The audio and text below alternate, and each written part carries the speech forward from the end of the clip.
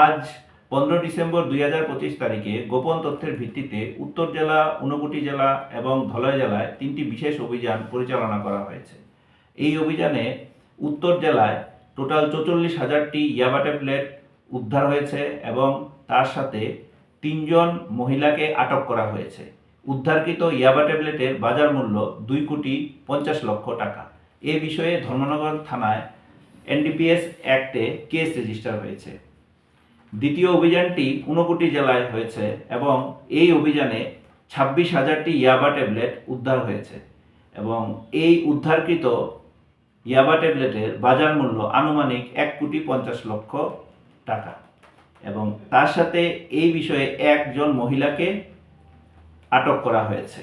তৃতীয় অভিযানটি ধলাই জেলায় হয়েছে এবং এই অভিযানে বিপুল পরিমাণে হিরোইন এবং ইয়াবা ট্যাবলেট উদ্ধার হয়েছে। সিজার প্রসেস এখনও চলছে এবং এই অভিযানে টোটাল 5 জন লোককে আটক করা হয়েছে।